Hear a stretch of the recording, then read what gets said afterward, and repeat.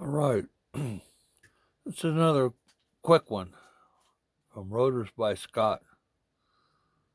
Have a Wilson 1000.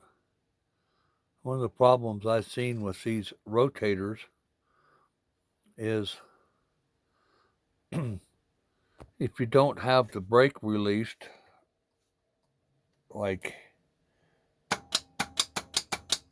right here, mine's momentarily on, but sometimes people just put a switch in there, and if that switch is not disengaged, the brake is off, it'll turn.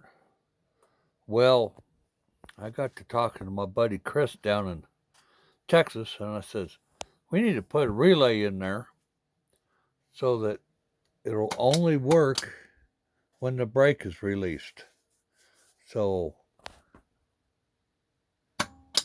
there's your little relay all mounted in there. This is my controller, my sample. So release the brake.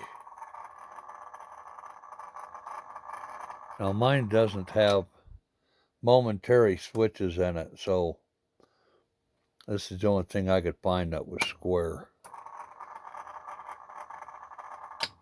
And you see, I shut it off and it quits. So that is engaging or releasing the brake and exciting that relay that's in there. The reason for that is we've got a control box that's just an on-off switch. And if that's off and you go to turn it, you'll lock the rotator up. Now, another thing I did was wired up a little handy dandy little LED light that shines in through that gap I made in the top of it. And since this rotator is all 110 volt, I need to find a way that I could get 12 volts to everything to make these lights work. So I just took a wall wart, double side taped it right there, hooked it up to the power switch.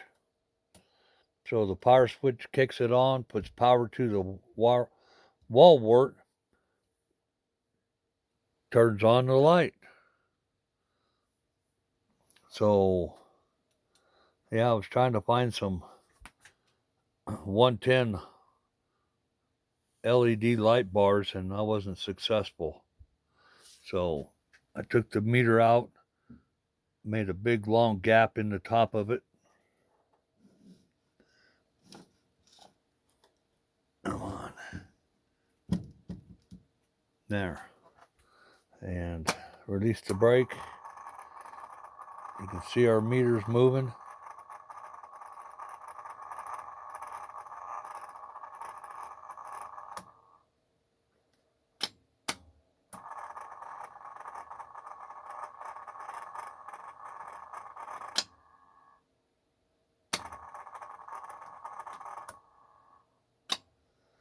Yeah, I'd like to find a double pole, double throw switch I could just stick in there.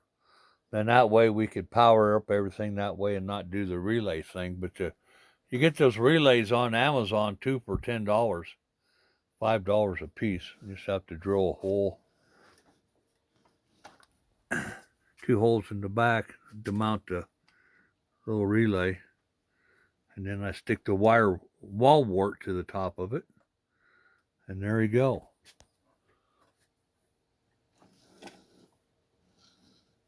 I really need to have one of them little gizmos that you can put on the bottom. I've got so many wires soldered to the bottom of that toggle switch. It's not even funny, but we'll work on that later. And then we just take the bulb and tie it up out of the way. The old light bulb socket. I still got to tie wires up. But that's it.